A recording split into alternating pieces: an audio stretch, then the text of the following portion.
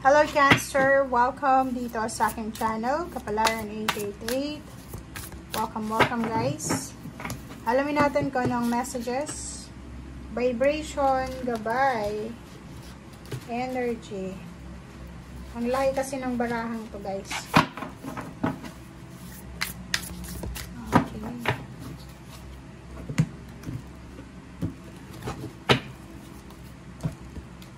Okay. Past, Cancer, present, bakit ganun?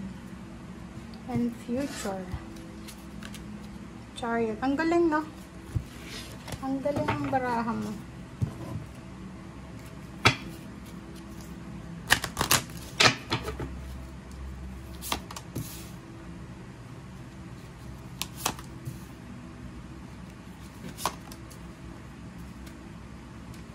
Okay, ito palang violet na to. Na-pre-shuffle ko na to. Pero, tingnan natin.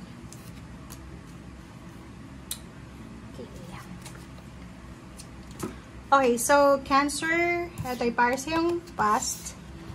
Kung makikita mo dito is, yun, siguro sa nakaraan mo, nandun ka sa illusion ng entrapment or self-entrapment.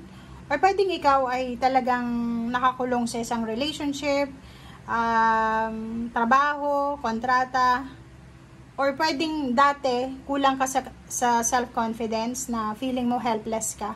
'Di ba? Yung parang ang situation mo dati is mag-isa ka lang. Or pwedeng ang situation mo dati is kailangan mo ng tulong, palaging kailangan mo ng assistance, and dati natatakot ka nagmuwa ng aksyon. So, ito yung past mo, and sinasabi ng baraha sa'yo dito na involved ka din. Sa past mo, involved ka sa mga away. 'Di ba? Ang daming nangyari. It's either family quarrels, away sa biyanan, away sa kapitbahay, away sa trabaho. So, na-involved ka sa lahat ng klase ng away. Na-involved ka sa lahat ng klase ng misunderstanding, competition. Kasi nga, kulang ka sa self-confidence dati. 'Di ba? So, helpless ka. So, feeling mo mag-isa ka lang. But now, sa kasalukuyan, ganun pa rin, 'di ba?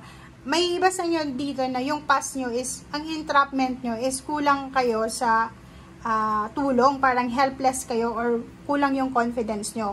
And yung kasalukuyan mo naman is ego. Ang illusion mo dito is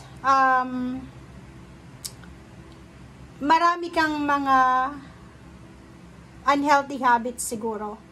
Or dito sinasabi na marami kang responsibilidad na ayaw mong akuin, parang ganoon. Or nakikita natin dito na feeling mo, trap ka pa rin. Same din dito, kasi ang illusion dito is entrapment. Dito is feeling trap. And same din dito na mahirap nating tanggapin yung responsibilidad sa situation. So, dito din sinasabi ng barahan, nahihirapan ka din na sundin kung ano yung magbibigay sa'yo ng kaligayahan.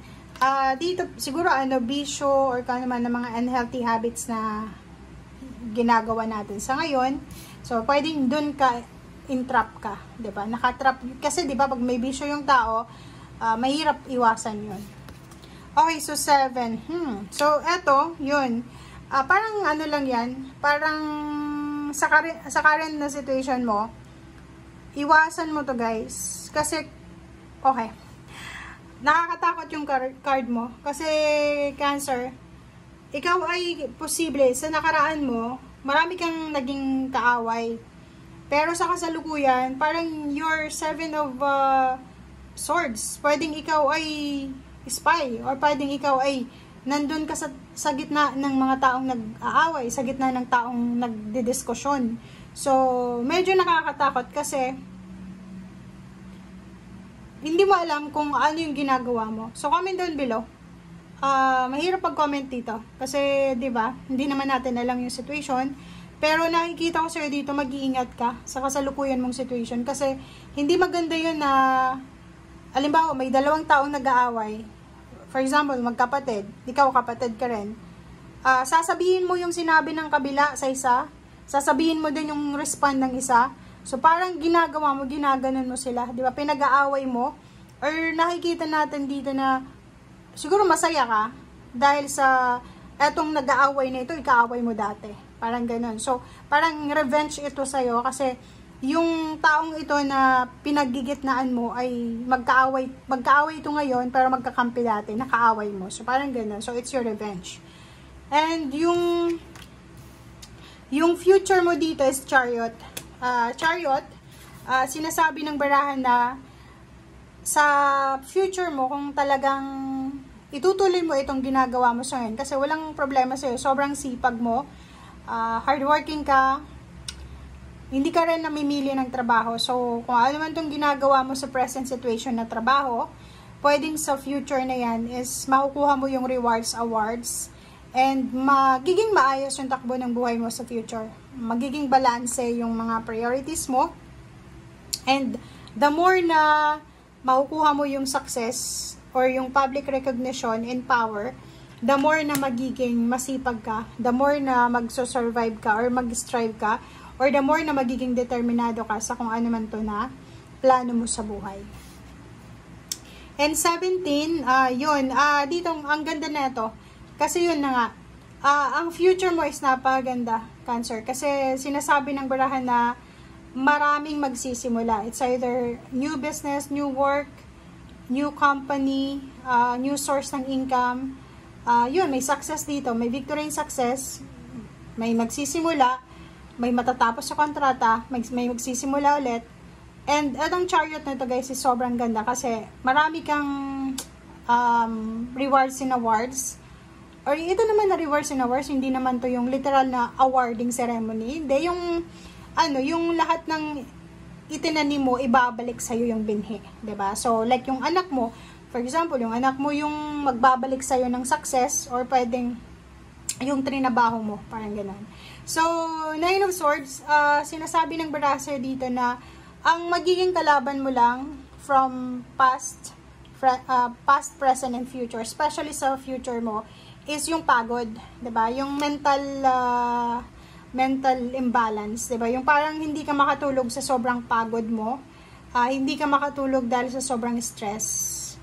Yung katawan mo sobrang yun yung parang sinasabi ng Baraha. Pwedeng yun lang ang medyo hindi maganda dito. Is pwedeng yung iba magkaroon ng insomnia, hindi makatulog sa gabi, magkaroon ng stress. Stressful yung situation kasi ang daming obligations, ang daming trabaho, ang daming responsibilidad, parang ganon. Kasi pag successful ka, marami ka talagang gagawin. So, yung iba sa inyo dito, pwedeng kulang na sa tulog. Sa future mo yan pwedeng kulang yung tulog dahil kailangan gumising ng maaga, matulog ng late, and kailangan din ng ang dami mong aasikasuhin. So, medyo yun lang yung negative dito. Okay? Thank you guys. Bye!